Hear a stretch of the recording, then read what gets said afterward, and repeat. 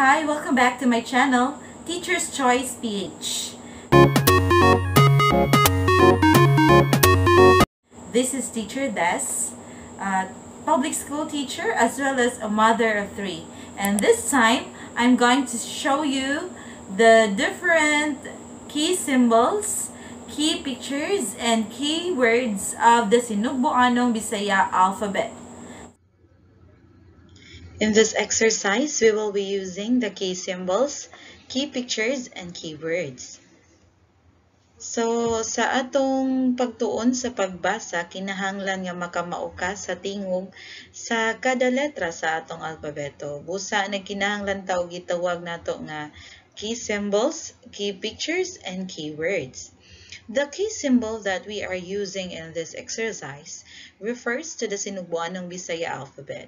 It is better to show the key symbols to represent the sound you are teaching to the learner. So, ang key symbols nga gisgutan nato diri mao ang mga letra sa alpabeto. Ipakita nimo ang simbolo, pwede ang dako nga letra lamang o ang gamay nga letra lamang o pwede usab ang duha ka letra, ang dako ug ang gamay nga letra. Dungan ang paghatag sa tingog niini.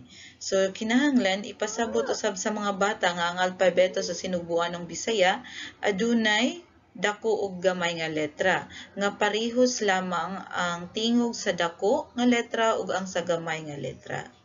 So, next we have the key pictures. What are these key pictures? The key pictures shown in each slide represent the object in which the first letter and the first sound of its name starts with the key symbol. This is used to help the learner remember the key symbol and the sound presented. So meaning ang key pictures mao ang hulagway sa butang ang ngalan nagsugod sa tingog sa gipakita nga simbolo. Next we have the keywords. The keywords are the names of the pictures shown. This helps the learner recognize the use of these symbols or alphabet in forming a word. This also helps the learner remember the spelling, since these words are repetitively shown. So, ang keywords mao ang ngalan sa hulagway nga gipakita. Dako usab og gamit ang pagpakita sa pulong nga giistorya aron ma-expose ang bata sa sakto nga spelling niini.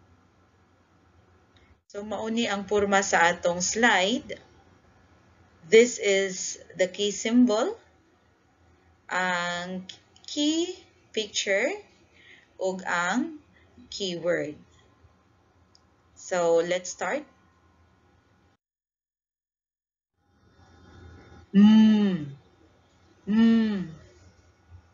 Mata. Mata. Mata.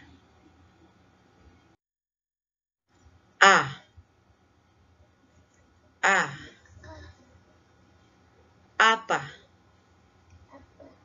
Apa.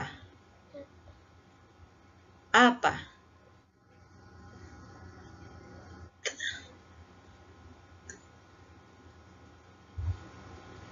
Talong. Talong. Talong.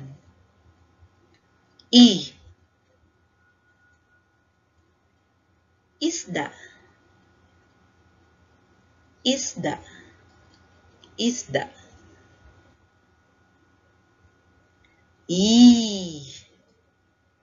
Yaya.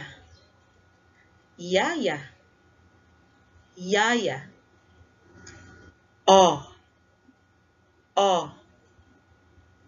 Okra.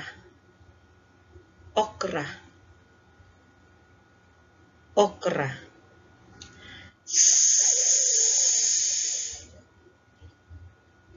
Saya.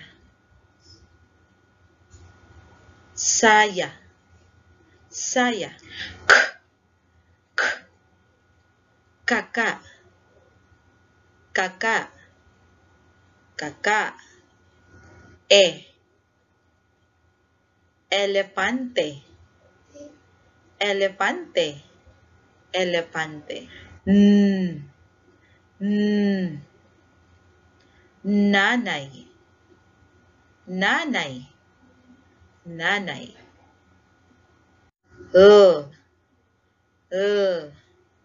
lata, lata, lata.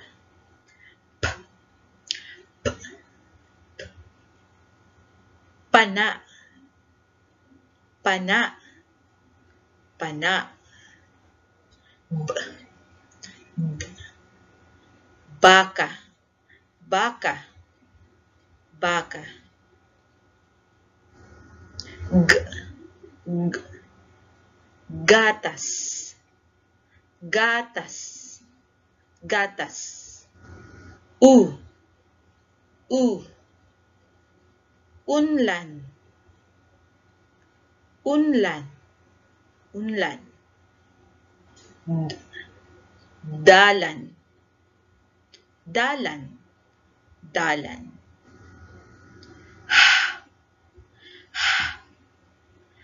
Halas, halas, halas. Wo, wo, wo. Wati, wati, wati. R, r. Rejas, rejas, rejas. Hmm, ngipon, ngipon, ngipon.